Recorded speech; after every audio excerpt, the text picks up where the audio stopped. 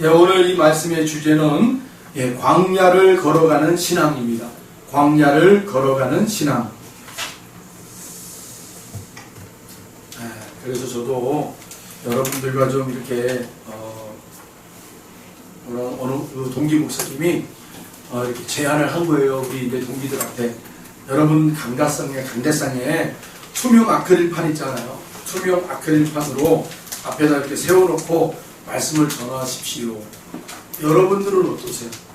저희 교회에도 이 강대상에다가 여러분과 저와의 관계를 제가 이렇게 설교를 하다 보면은 침이 튈수있잖아요. 그리고 우리가 에어컨을 트니까 아무래도 이제 이 에어컨이 바람이 이렇게 돌아가니까 좀 어려움이 있잖아요. 작은 교회들은 그런 어려움이 있어요. 그래서 그 교회에서 지금 성도들이 그러면 목사님 여기다가 투명 아크릴판을 세워서 그렇게 설교하시면 될 것 같습니다. 그렇게 하면 아마 뭐 관계당국들이 와서 봐도 이 교회는 정말 잘 하고 있구나. 최대한 잘 하고 있구나. 그리고 또 우리가 교회들이 이렇게 설소수범을 하면 뭔가 좀 정책들이 바뀌지 않을까라는 생각도 좀 들어요. 여러분 생각은 어떠세요? 여기다 이렇게 아크릴판을 세워놓는 거에 대해서 괜찮죠? 목사님 뒤로 가서 붙은 것도 되잖아요. 거리가 먼데. 근데 하지 말고 뒤로 가세요. 뒤로. 이 마이크가 안 돼. 마이크 소리가. 제 목소리가 마이크 땡겨가면 되잖아요. 안 돼. 그리고 이게 최대한 지금 뒤로 온 거예요. 이게 밑에 장로님 밑에 보시면 선이 이렇게 연결이 돼 있어. 근데 그 선을 땡겨가면 선을 지금 최대한 땡긴 거예요. 지금 이게 이 강대상이 옮겨진 게 최대한 땡긴 거예요. 지금. 그래서 여러분들이 저희 강대상 밑에를 보면은 강대상이 한 10cm 정도가 뒤로 물러가 있어요. 뒤로 뺐어요. 그래도 혹시 이제 이렇게 해놓으면 잠깐 그래요. 별 이렇게 좀 큰 다른 건 없으니까 우리가 이제 방역에 이제 좀 모범이 되자 이런 측면이니까 여러분들 그렇게 한번 제가 한번 다음 주중이든 주중에 한번 생각을 해보고 세우는 걸로 이렇게 갖다 놓으면은 뭔가 이렇게 좀 낯설어도 그리고 이렇게 좀 받아들이시기 바랍니다. 자, 오늘 이 광야를 걸어가는 신앙. 광야를 걸어가는 신앙. 하나님은 이스라엘 백성을 사랑하셔서 약속의 땅을 선물로 주셨습니다. 아멘. 그 땅은 하나님께서 항상 눈을 떼지 않고 보살펴 주시는 땅입니다. 신명기 11장 12절에 내 하나님 여호와께서 돌보아 주시는 땅이라 연초부터 연말까지 내 하나님 여호와의 눈이 항상 그 위에 있느니라. 그 약속은 처음에는 아브라함에게 여러분 먼저 던져줬고요. 그리고 모세가 이 인도한 그 출애굽에 하여 그 이스라엘 백성들을 인도해 냈잖아요. 그래서 하나님의 그 약속이 실행이 되었어요. 출발이 되었단 말이에요. 그리고 다음 지도자 여호수아에게 이 바톤이 넘어가서 바로 약속의 땅, 가나안 7족속과 정복 전쟁을 통해 완수하게 되는 것입니다. 할렐루야. 약속의 땅은 갈대아 우르를 떠나 그리고 오랫동안 유랑생활을 하던 아브라함과 그 자손들에게 삶의 여러분 목표요 꿈 자체였습니다. 저와 여러분들도 이 약속의 땅, 그 하나님의 나라를 향하여 여러분 우리의 삶의 목표가 되어야 되고 꿈이 되어야 될 줄로 믿습니다. 이 약속은 아브라함 이후 700년 만에 성취됩니다. 그것은 하나님의 사랑과 신실함이 여러분 우리에게 증명된 사건입니다. 그런데 우리가 깊이 생각해 보면 애굽에서 구원받은 이스라엘 백성들 앞에 여러분 이스라엘 백성들이 출애굽하여 가나안 땅을 향해 들어갈 때 그들이 거쳐갔던 땅이 있었어요. 그 거쳐갔던 땅이 바로 광야라는 땅이었습니다. 사랑하는 성도 여러분, 우리가 여기서 한번 좀 생각해 볼 수 있잖아요. 하나님이 여러분 10가지의 재앙과 기적을 통해서 당신의 백성들을 애굽 땅에서 출애굽시키고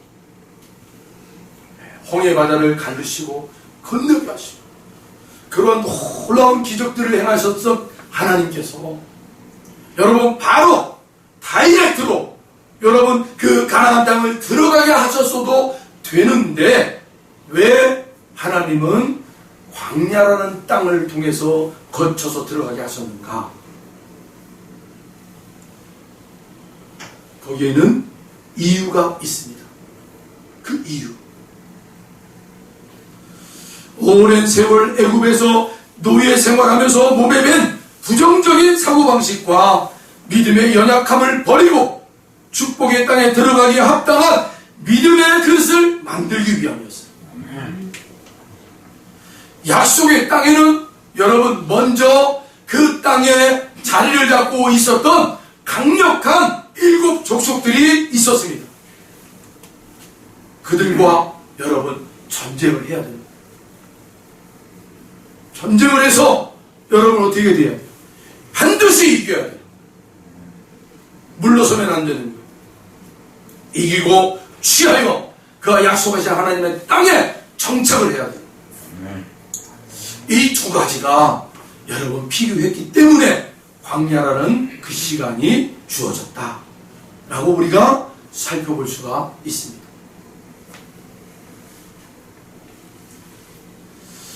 우리는 이러한 사실을 통하여 이스라엘 백성들의 광야 훈련 속에는 고난 뒤에 영광을 누리는 십자가의 길이 숨어 있는 것을 살펴볼 수가 있는 것입니다. 우리 함께 찬양하겠습니다.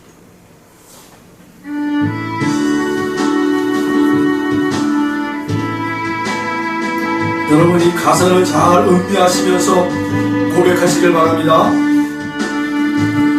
십자가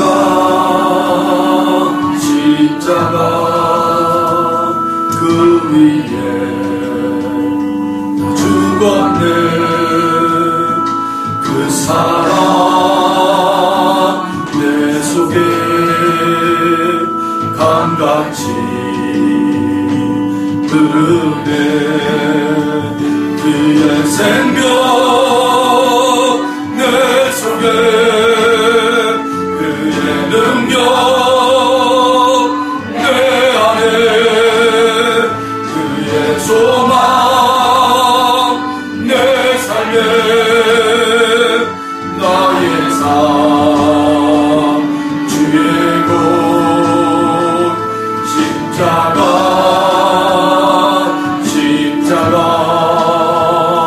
그 위에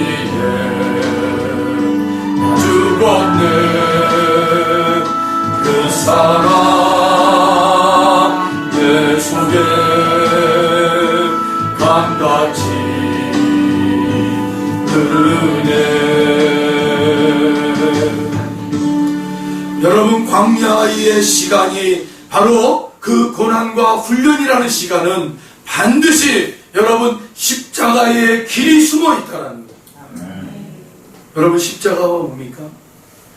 예수님이 죽고 그 찬란한 부활의 생명이 여러분 탄생되는 자리가 바로 십자가. 그래서 주님이 당신의 제자들을 향하여 뭐라고 외쳤던 거예요? 이제부터 너희들은 나의 뒤를 따라오는 제자들은 반드시 각자의 십자가를 짊어지고 따라와라. 그 십자가를 치고 따라온다는 건 뭐예요? 너희들이 그 십자가에 죽어야 된다. 그리고 그 죽은 자들을 통하여 그 예수의 생명이 여러분 계속 세상 밖으로 흘러가는 그런 성도의 삶이 나와야 된다. 그 십자가의 죽음의 자리가 어디예요? 광야입니다. 그러면 여러분 이스라엘 백성들이 광야를 통과할 수 있었던 비결이 있었어요. 비결. 3가지의 비결이 있습니다. 첫 번째 바로 십계명의 신앙이에요. 아멘. 십계명의 신앙. 주님께서 세상 만민 중에 이스라엘 백성에게만 허락하신 축복 말씀이 바로 십계명 아닙니까? 어떤 민족에게도 허락하지 않은 그 십계명. 십계명 신앙. 여러분, 십계명을 우리가 자세히 들여다보면 그 핵심이 나와요. 십계명의 핵심. 그건 무엇입니까? 말씀에 순종하면 하나님의 축복이 임한다. 아멘. 하나님은 그것을 가르치고 싶었던 거예요. 이 광야 생활 속에서 십계명을 통하여 그 말씀에 순종하는 민족에게, 그 말씀에 순종하는 개인에게, 그 말씀 앞에 순종하는 그 공동체에게 하나님이 축복하신다. 그래서 우리는 그 말씀을 영혼의 양식이요 진리의 등대라고 고백을 하는 것입니다. 두 번째, 여러분 그 광야의 땅을 견디고 이겨나갈 수 있는 그 신앙의 모습, 두 번째는 뭡니까? 바로 성막신앙입니다. 성막신앙. 주님이 모세에게 건축을 명령하신 그 움직이는 성전, 성막을 지어라. 하나님이 십계명을 주시고 내려와서 그 모세에게 무엇을 명령하십니까? 성막을 지어라. 성막은 움직이는 성전이었다는 거예요. 여러분, 여기서 우리가 영적으로 우리가 한번 들여다보면 움직이는 성전, 여러분 누구를 향하신 하나님의 얘기하심이었어요? 예수 그리스도로 말미암아 이제는 모든 죄악이 그 예수 그리스도 안에 해결되고, 그리고 사망 권세를 이기시고 부활하신 그 주님의 영, 성령 하나님이 이제 또 다른 보혜사가 너희들에게 오실 것이다. 각자의 성육체를 하나님이 성전 삼아 오시는 그분. 그래서 우리 한 사람 한 사람이 성전 되어지고, 우리가 가는 곳곳마다 하나님의 성전이 되어지고, 할렐루야. 하나님은 이렇게 움직이는 성전, 성막을 만들라 하여 성막을 만들고 움직이는 성전을 통하여 광야 생활 속에서 그들에게 가르치고 싶었던 게 뭐예요? 성도를 하나님이 가르치고 있었죠. 성령 하나님을 모시고 사는 거룩한 성도들. 할렐루야. 이걸 우리가 들여다봐야 돼요. 아, 그렇구나. 광야의 그 험난함을 견디고 이겨낼 수 있는 세 번째 신앙의 모습은 바로 불기둥, 구름기둥 신앙이었습니다. 불기둥, 구름기둥 신앙.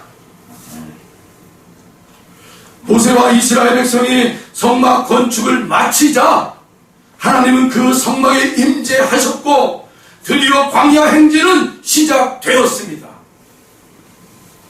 길도 없는 넓은 광야에서 그들은 불기둥과 구름기둥의 인도함을 받아 주님을 따라가면서 점차 중요한 사실들을 깨닫게 되는 것입니다. 여러분, 광야는 사람이 살 수 없는 곳이에요. 그리고 광야에서 길을 잃어버리면 여러분 죽는 거예요. 물을 만나지 않으면 죽게 돼요. 광야 생활 속에서 이스라엘 백성들은 구름기둥과 불기둥이 그들을 보호하시고 인도하심을 통해 광야 같은 자신들의 인생 속에 우리의 인도자는 하나님이시다. 할렐루야. 이걸 철저하게 훈련받고 습득하는 것이 바로 불기둥, 구름기둥 신앙이었다. 신명기 1장을 우리 다 한번 찾아보겠습니다. 신명기 1장 31절.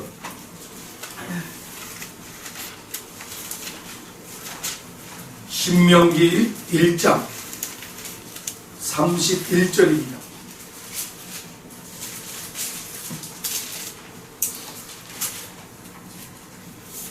다 찾으신 줄로 알고 우리 작은 목소리로 함께 읽겠습니다. 광야에서도 너희가 당하였거니와 사람이 자기의 아들을 안는 것 같이 너희의 하나님 여호와께서 너희가 걸어온 길에서 너희를 안으사 이곳까지 이르게 하셨느니라 하나. 아멘.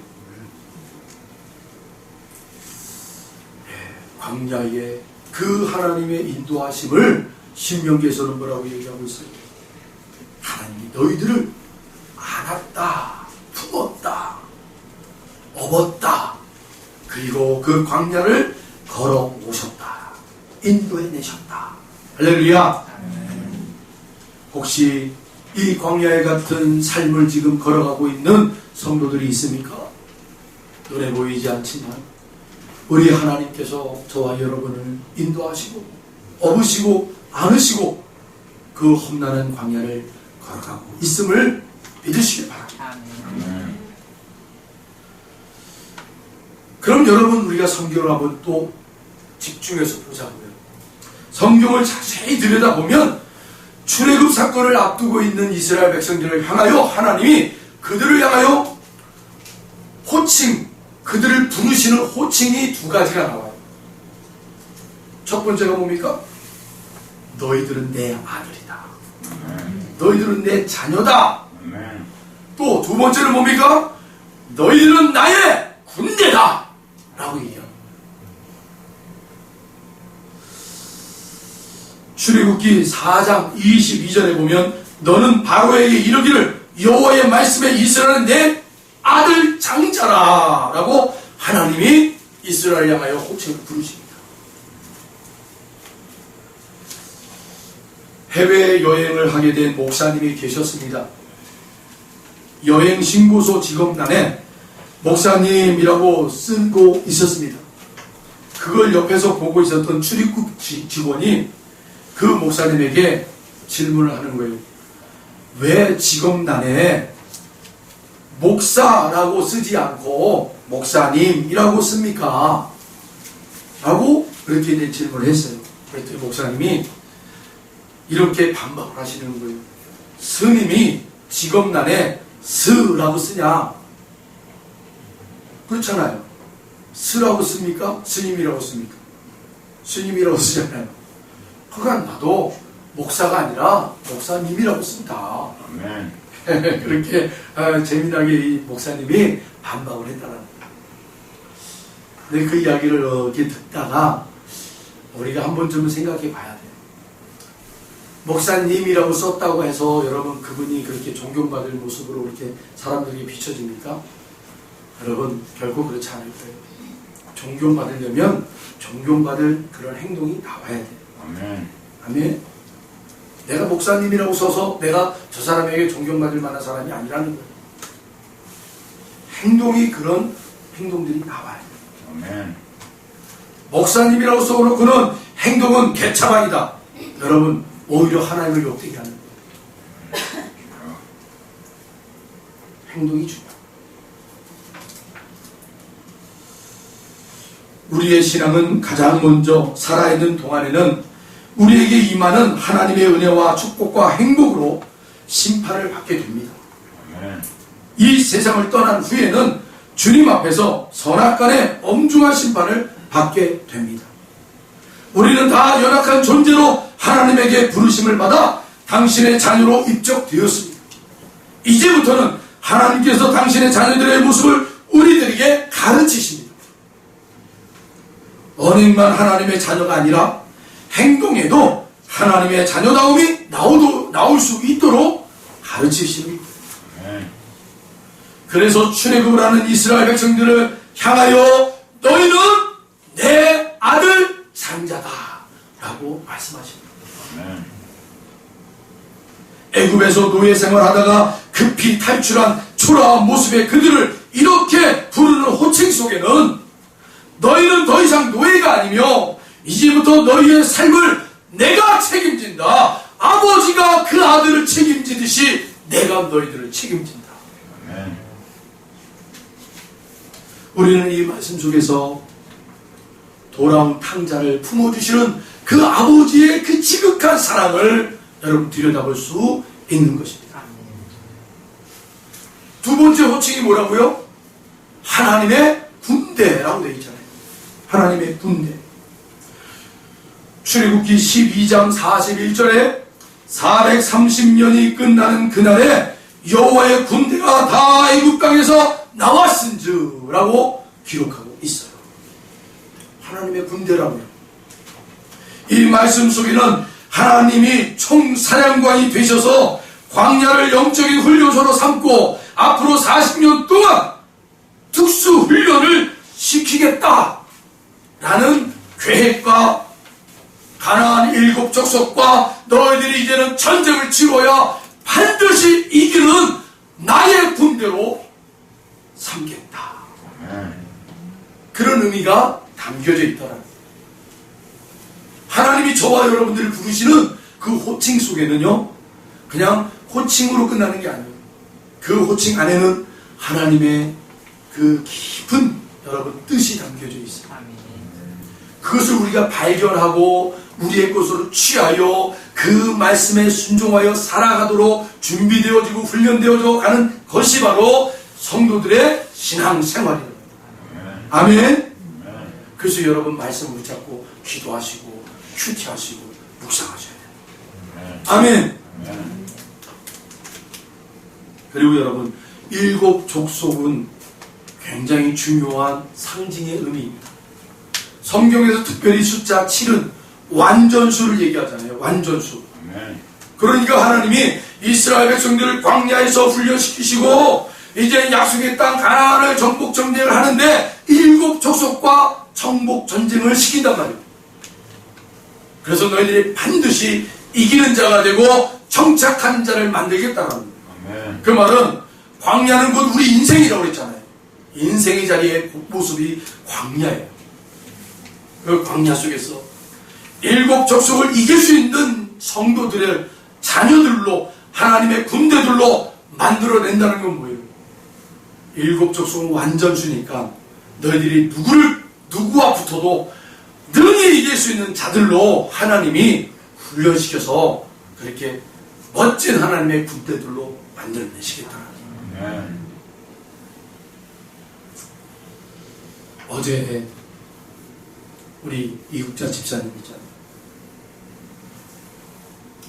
이국자 집사님이 이제 연락이 와서 미리 우리 사모님하고 연락을 해서 내일 어제였죠. 어제 약속을 잡고 저 영종도에 있는 막내 아들에게 찾아뵙기로 했어요. 또 이제 좀 많이 좀 힘든가 봐요. 그래서 이제 저도 연락을 했는데도 계속 연락이 안 되고. 그래서 한번 얼굴 보고 그리고 어떻게 사는가 한번 환경도 보고 함께 기도해주고 그렇게 오려고 아침 일찍 나갔어요. 그래서 이제 갔어요. 근데 정말 우리 집사님 얼굴 보니까 참 많이 수척해 있더라고요. 근심 걱정이 쌓이네요. 한 보름 동안 한 2주 3주 동안을 아들하고 연락이 안 돼요. 그래서 이제 걱정이 됩니다. 가는 길에 집사님 하나님께서 그 아들을 붙잡아 주실 거예요. 걱정하지 마세요. 그래도 그 근심 걱정이 어디 사라지겠어요? 1시간 정도를 가서 이제는 그 아드님이 사시는 곳에 이 집사님이 들어갔어요. 우리는 좀 시간을 두고 이제 상태가 좀 괜찮으면 같이 올라가서 이렇게 하려고. 근데 이제 집사님이 15분 뒤에 내려오셨어요. 그러더니 저희 차에 타고 이제 다시 올라갔어요. 서울. 그런데 집사님은 건강하네요. 건강해요. 근데 뭐 조금 전 요즘 이 코로나19 때문에 그 하시는 일이 그 스튜어디스들 있잖아요. 비행기 스튜어디스들 그런 사람들을 이제 태우고 공항에 데려다주고 또 그들이 오면 또 그들이 이제 숙소하는 그런 집으로 데려다주고 이런 일을 하시는 분인데 코로나19 때문에 지금 비행기가 자주 못 뜨잖아요. 그러니까 그 회사가 어려워진 거예요. 지금 그래서 한 6개월 정도를 월급을 지금 못 받았어. 한 1,000만 원 정도가 된 거예요. 그러니까 그리고 계속 본인이 이제 써야 되잖아요. 생활비도 써야 되고 뭘로 써야 되면 계속 나가게 돼요. 그것 때문에 스트레스를 받은 거예요, 이분이. 그래서 좀 침체돼 있었던 거예요. 그런데 집사님이 가서 얼굴 보니까 그래도 괜찮다라는 거예요. 엄마한테 엄마 빨리 가. 나중에 좀 자다가 새벽에 일어나서 또 일 나가야 돼. 그렇게 얘기하고는 어머님을 빨리 보낸 거예요. 이 낮과 밤이 이제 바뀌어버리니까 이 사람이 힘든 거예요. 잠을 못 자면 일을 못 하게. 잠을 자야 돼요. 낮에는. 그래서 안심이 되고 돌아왔어요. 그리고 이제 식사하고 집사님이 교회에 와서 잠깐 기도하고 싶다고. 그래서 기도하시고 기도해주고 막 떠날 쯤에 집사님 말씀하시는 거예요. 목사님, 제가 이런저런 어려움들을 견딜 수 있는 그릇이 되어 지금껏 감당하는 것 같아요. 그 이야기를 다 던지는데 하나님 감사합니다. 이 귀한 고백을 할 수 있는 집사님 되게 하셔서 감사합니다. 여러분, 고린도전서 10장 13절에 뭐라고 나와 있습니까? 사람이 감당할 시험밖에는 너희가 당한 것이 없나니 오직 하나님은 미쁘사 너희가 감당하지 못할 시험당함을 허락하지 아니하시고 시험당할 즈음에 또한 피할 길을 내사 너희로 능히 감당하게 하시느니라.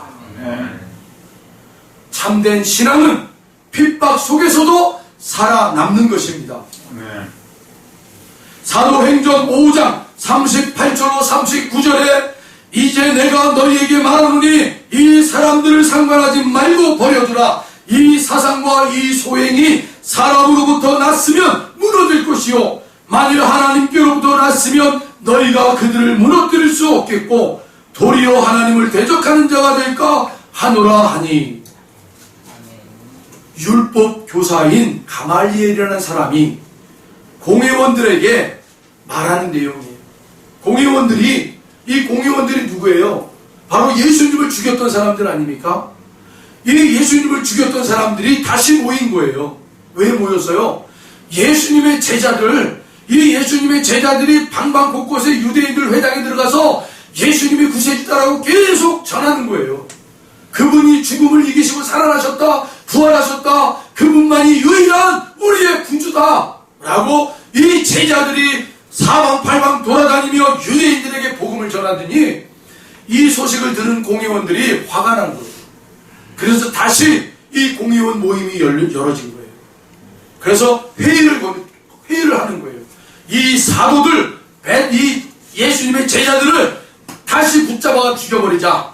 이런 강경파들의 언론이 있었고, 야, 그러지 말자, 내버려 두자. 이런 온유파들이 있었단 말이에요. 그때 온유파 중에 이 가말리엘이라는 사람이 얘기하는 거예요. 야, 이게 사람으로부터 나온 일들이라면 금방 없어질 거야. 그러나 만약에 그들이 하나님으로부터 시작이 되었다면 결코 그 일을 우리가 멈출 수 없고 오히려 그것을 멈추는 자들은 하나님을 대적하는 자가 될 것이다 하면서 두 사람에 대한 이야기를 이 가말리엘 공회원이 얘기합니다. 드다라는 사람이 있어요. 드다.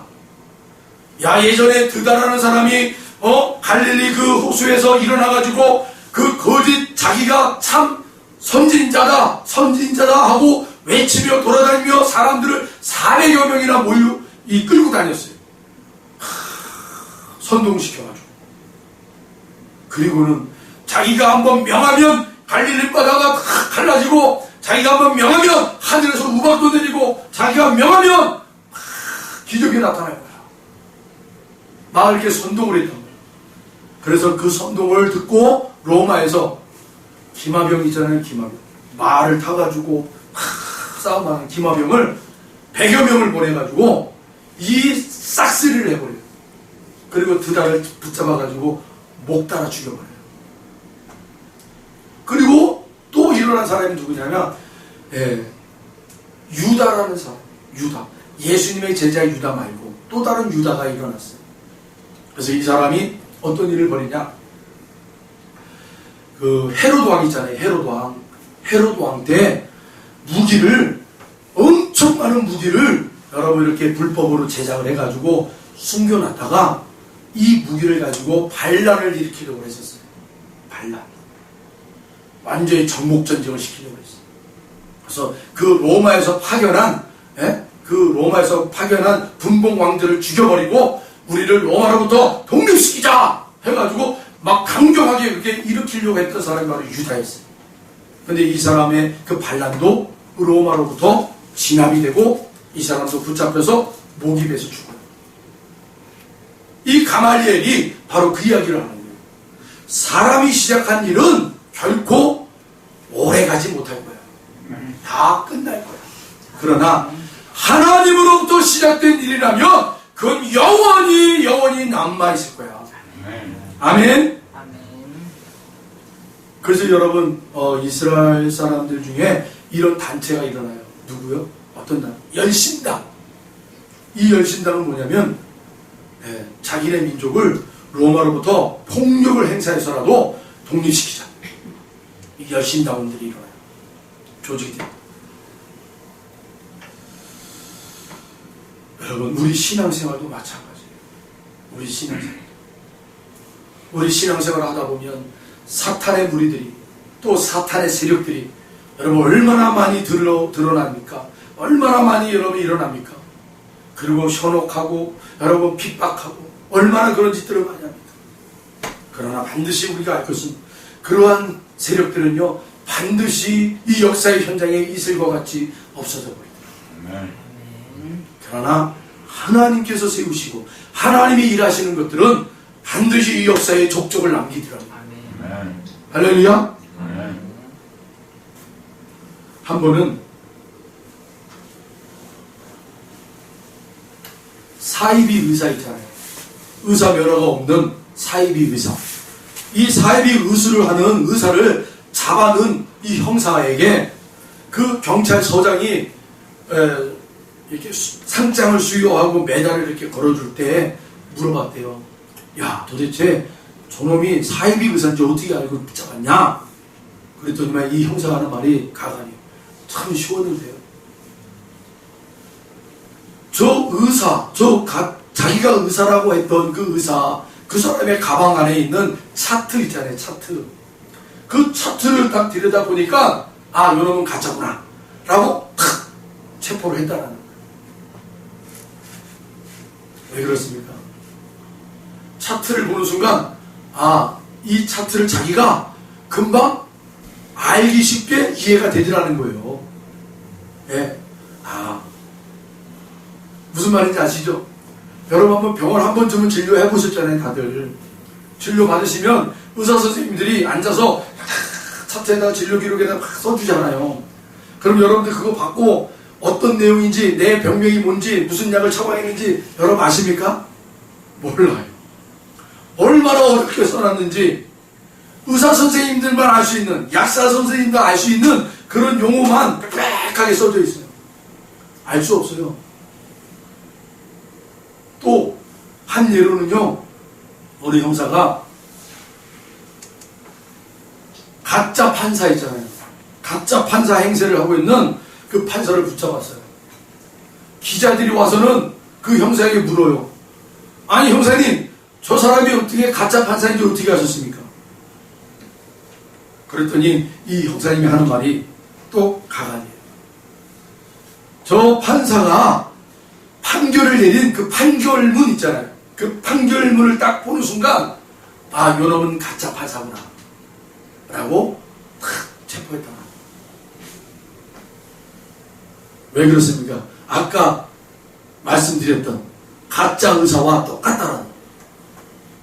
가짜 판사의 그 판결문을 보니까 너무나 쉽게도 내가, 아, 이게 어떻게 판결이 내려지고 누가 죄인이고 누가 인지를 분명하게 알겠더라는 거예요.